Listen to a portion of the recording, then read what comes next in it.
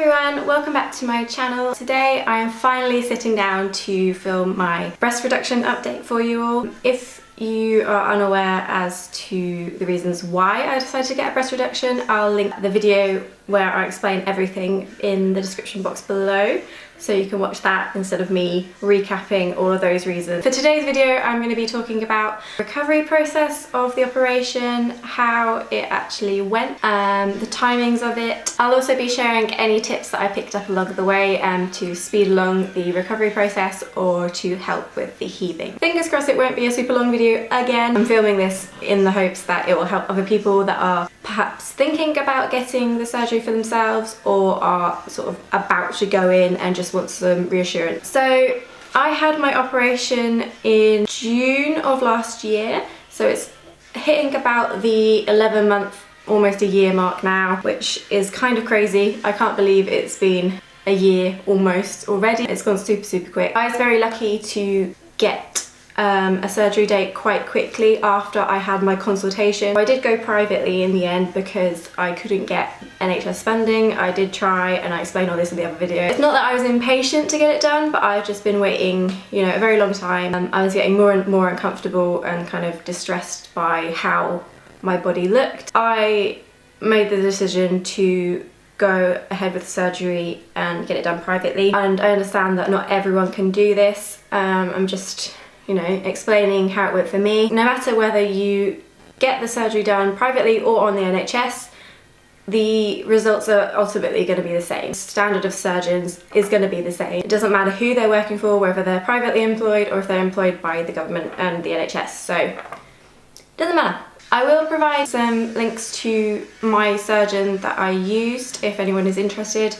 I will not say on this video how much it costs. You can obviously go in and look for yourselves if you want to. In terms of the day of the surgery itself, I went in to London for 7 AM admittance time to the hospital. When I arrived, I think I had to fill out some forms in the reception area and pay the hospital fees straight away, whereas I had to pay my surgeon I think maybe like a week or 2 weeks after the surgery happened. Just be prepared if you are going privately that you probably will have to pay at least the hospital fees before you actually go in. Once I was admitted, I was put in my room, just a standard hospital room on its own, had a bathroom attached to it as well, just for the convenience sake, I think, and for a little bit of privacy after the surgery. I was the second patient that he was treating that morning. You know, it was a bit of a wait, so do be prepared to have a bit of a wait, have something to do while you're there. Got an update of when I would be going into surgery. They predicted it would be about 10 AM, but I think I ended up going in about 11. So I was getting a bit hungry and irritable.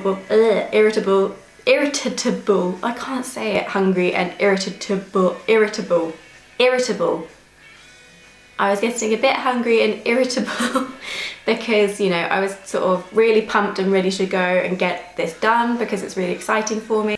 But yeah, also I was hungry because obviously you're not allowed to eat before surgery. You just really want to get it done so you can come out and have a nice bit of food. I got the luxury of going through a menu and a tick sheet as to what I wanted to eat when I came out of surgery. I was trying to behave myself. I'd been exercising and eating right up until the surgery because I wanted my body to be in the best physical condition it could be in to sort of assist my recovery, so I could be in the best possible physical condition to cope with the trauma of the surgery. Even though it is an elective surgery, the body is being cut into, be in defense mode, it's like it's being attacked. It will feel like a trauma to the body. So yeah, I just wanted to stay on track with that kind of mindset of eating because my larger breasts came about because of binge eating and considerable amount of weight gain in a short period, and it just went straight to my boobs. I didn't want to start off with, you know, these new size breasts and just go straight back into eating unhealthily. You know, that would have been counterproductive, so I was being quite restrained even though there were all these very nice things on the menu. But it was still something to look forward to once you came out of surgery, I guess. Before you go under, your surgeon and your anaesthetist for the surgery should come in and check on you and go through what's going to happen. So I had my surgeon come in, I checked to see if I was okay. He was ready to basically draw all over me as to where the incisions would be. Being drawn on with a Sharpie pen does tickle quite a bit when you're being drawn on your tartars, but hopefully that's the only time that will ever happen to me. He basically just drew on where the incisions would be. The sort of general term for the incision is that it will be an anchor kind of thing. There was an incision that went down from my areola area, so it went straight down, and then a half circle sort of anchor, bottom of the anchor kind of thing, under the breast. Then it almost looks like sort of a keyhole shape, which goes around the areola and then sort of covering that area of the first incision that goes. I'm not making the best. I will try and draw it, I think. Okay, coming a bit closer so I can actually show the drawing that I've just whipped up. Okay, there we go. This is the rough drawing I've just done of a fairly nice pair of boobs, actually. So you can see the areola and the nipples, and then the dashed lines are basically where the incisions were. There are incisions around the areola itself because, of course, they have to be taken off, and then once everything else has been cut, downsized and lifted up, they will then be relocated in a place that suits your new breast shape. If necessary, they will be reduced so it looks in proportion to the rest of your breast size. That's just going to sit on my desk now and look really cool. He came in and marked me all up, and then the anaesthetist came in and just sort of ran me through what was going to happen, that I was going to be taken down by a nurse once I was on the operating table. They fitted me with a hand shunt so they could administer the anaesthetic. In a previous surgery I had to take something orally, and then I later on had the shunt and the anaesthetic put through that way, but this time it was nothing I had to physically swallow or anything. We just sort of ran through and confirmed your details, so make sure that they've got the right person at the right time in the right place, and checked whether I was allergic to anything. I basically said to anyone and everyone I saw previously had a very bad reaction to anaesthetic. Obviously there's general anaesthetic, but the sort of general anaesthetic that they use with everyone, it can have a bad reaction with people, so they can end up being very sick, which is what happened to me. You know, once you've gone through that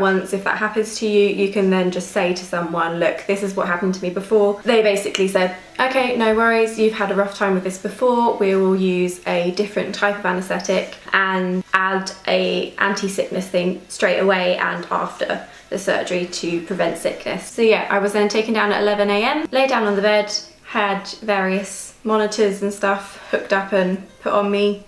I had the shunt put in, and you know, once again they then said, oh, this person has had a very bad experience with anaesthetics, so we're going to treat her with great care. As soon as I felt the anaesthetic go into my hand, it's quite a cool, weird feeling, and it'll feel a little bit uncomfortable at first. By the time I just sort of registered, oh, that's gone in, that feels a bit uncomfortable and cold, I was pretty much going out. They might tell you to count down from 10. I don't think I made it to 8 and I was gone. When I woke up in the recovery room, I was feeling a little bit of pain.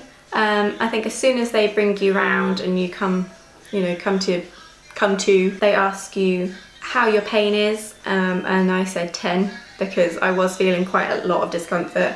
They said, fine, right, we'll give you some more pain meds. As soon as they did that, I went out again. And when I came back to again, they asked me how my pain was, and I said it was a 6, and they said that's probably about what it should be. I think I said I felt a little bit dizzy, a little bit nauseous, not crazy nauseous, just a little bit like, ooh. But then I was very, very adamant that I really needed a drink, because obviously you have a tube down your throat for breathing. And so my throat was very scratchy and dry, and they're like, oh, I don't think you should have any water just yet if you said you're feeling sick. I was like, no, I really, really need a drink. So I pretty much guzzled down this drink. They then had another person come in just to help slip off the hospital gown a little bit so they could fit me for the post-op bra. The post-op bra that I had was included in the price for my surgery. They had one that was sort of for the assumed size that I would be. They assumed that I would be around a 34D after surgery, considering the measurements they had taken before the surgery. Before the surgery, I was around a 32 double G. In reality, I think I should have been a 34 double H, but I just couldn't bear to buy bras in that size. It was just kind of heartbreaking by that point, because I'd just been going up and up and up through the sizes, and 32 double G sounded better to me. They assumed that I would be able to come down to at least a D cup. For me, when I went in and was inquiring about the breast reduction surgery, I was thinking I want to be as small as possible. I was sort of in the mind of being a B or a C, but the size that you can go down to is limited to how big you are. They can't take away like a massive amount of tissue in one go. They can get you down to, you know, the smallest size they can do without sort of ruining the shape of the breast. Once you've recovered and healed, you could then go in and have another surgery to go down again. So yeah, they fitted me for the bra. It was very easy to get on actually, it wasn't too uncomfortable. They just slipped it around my back so I leant forward, and the straps were actually Velcro. I didn't have to lift up my arms at all, it was just, you know, slid under and over and then Velcroed over. And there are about 10 butterfly hooks on the front and then just a zip up as well to keep it all in place. So it is quite a tight fitting bra, sort of helping everything stay in place, be quite lifted and compressed during the healing process, just to sort of assist in keeping the new shape where it should be until it can sort of stay there on its own basically. After that I was then taken back to my room, and then I think I fell asleep again for quite a while. I think I was sort of in and out of consciousness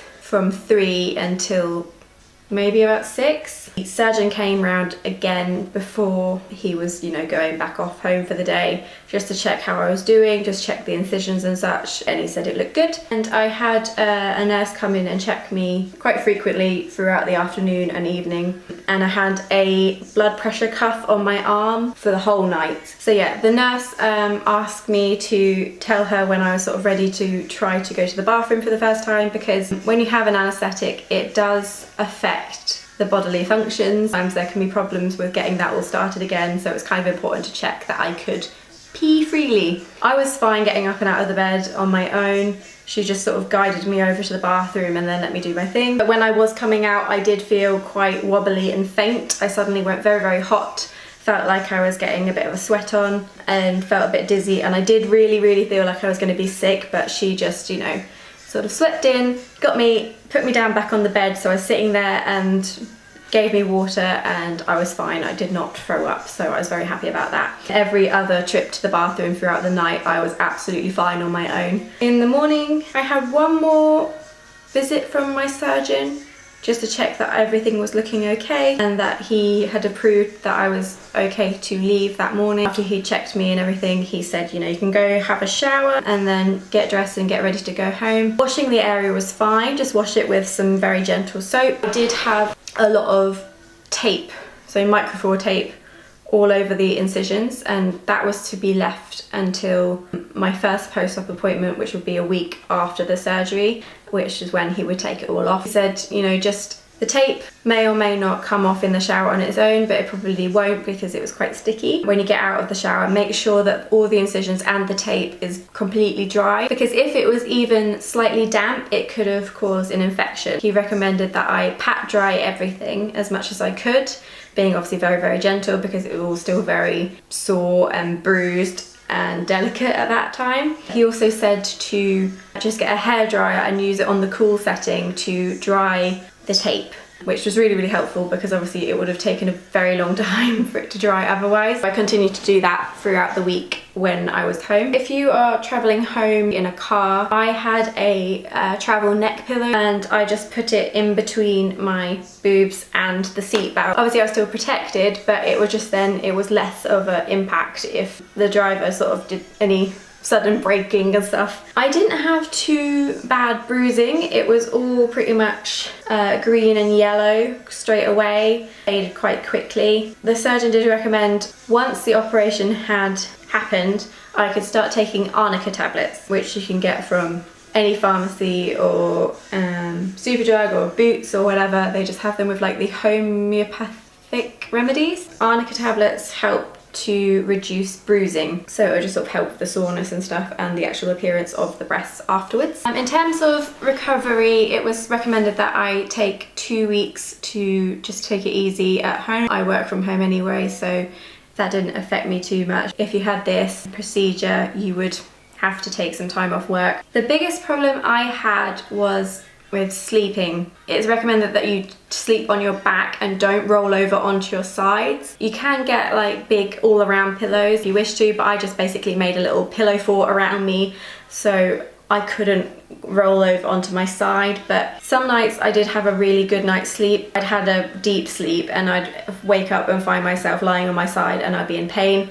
It won't do any major damage or anything to you. If you do end up lying on your side, it would just hurt. I did really struggle with sleeping. It was quite uncomfortable. It just sort of kept me awake. That resolved itself after about a week. I did start getting very itchy around the stitches. Everyone reassured me that itching is actually a sign that everything is healing properly, because the skin is like coming back together and that's what's causing the itching or something. To stop myself from itching, I used ice packs and just put them just on my chest for short periods of time. So after a week I went back to see my surgeon and he removed all of the tape and the bandages, and that was the first time I'd really sort of seen how they looked without everything all over it. And it is quite shocking, like you look quite beaten up. Even though you kind of prepared yourself mentally for what it's going to look like, it is a bit of a shock nonetheless. It did enter my mind. I was like, what on earth have I done to my body? It's just all cut up and bruised. But ultimately, I was very pleased that I went through with this operation.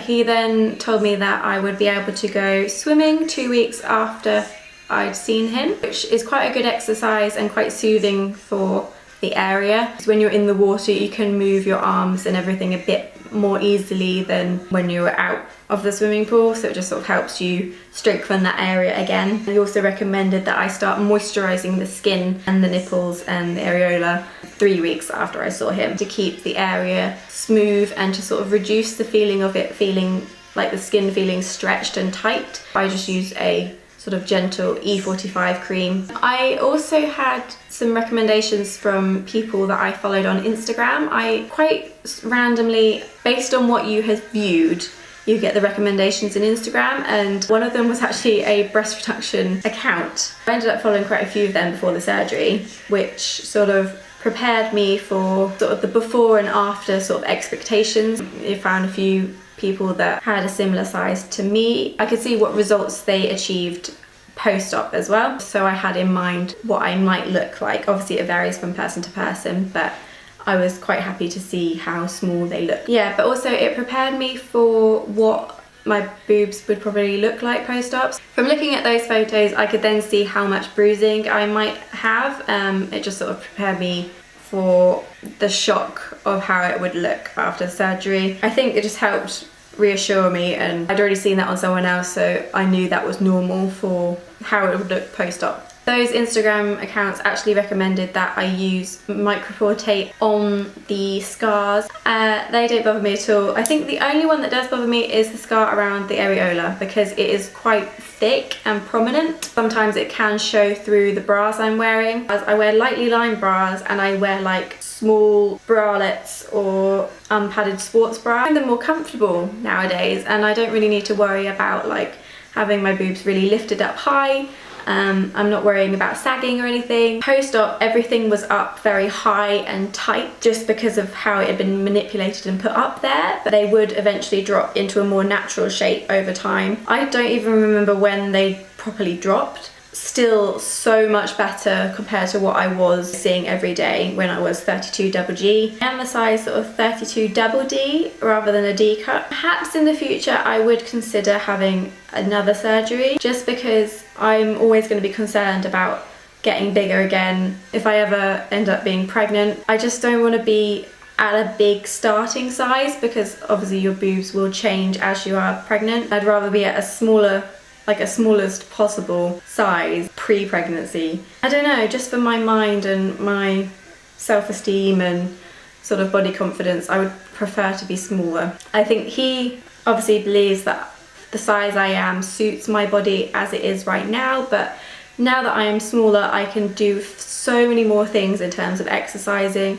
I can run around after my dog and not worry about, you know, my boobs jumping up and down and feeling really heavy and like smacking me in the chest and actually just hurting. I no longer have grooves from my bra straps in my shoulders, which I did have, and it was a proper indentation in my shoulder. Also, my shoulders used to be really rounded at the top, and that's also gone just because of the loss of weight from my chest. The shape of the breast has dropped down a little bit and become more natural looking, which I really like. I can still see underneath my boobs, whereas before they laid flat on my rib cage. I had to lift them up in order to like wash underneath that area, whereas now it's all open and looking nice. I can see so much more of my waist and my rib cage than I used to, so it's changed my body shape as well as the breast shape. I think that's pretty much it really. I have rambled on for quite a long time. This is going to be fun to edit. Overall, I'm really happy with how the surgery went. I'm a lot more confident in my body. I can wear completely different clothes to what I used to. I do still have the habit of buying like oversized t-shirts and stuff, just because that is what I did for about 8 years of my life. You know, in my mind I would still reach for a bigger size to accommodate for my chest, whereas now I have dropped a size or two because of the reduction. Just be prepared for having close friends and relatives just stare at your chest, because they are aware of what's happened, and you know, it's almost like permission for them to suddenly look at your chest, and it's just quite funny. I've also had some people comment that they never really noticed how big my boobs were, which I do find hard to believe, but I did hide them quite well. I just ended up looking quite frumpy and bigger overall. Perhaps now they just see more of my body shape because I'm dressing differently. But yeah, I think ultimately, do it for you, don't do it for anyone else or how you think other people look at you, because the chances are they're not seeing what you see. I did do it for me. I'm very glad I did it. I'm very happy with the result. I would do it all over again in a heartbeat because it's just improved my quality of life so much. I hope this video has been informative and useful for anyone that is considering having a breast reduction or is about to go off and have the surgery. Please let me know if you have any other questions regarding breast reduction surgery or recovery, and please let me know if you have the surgery how it goes, because I get it. I get how it used to feel and I get how it feels now, and it feels a lot better. So yeah, I hope you enjoyed this video. Please give it a thumbs up if you did enjoy it. Please subscribe to my channel if you don't already do so you can be updated on when I post new videos. I'll see you next time. Thank you, bye!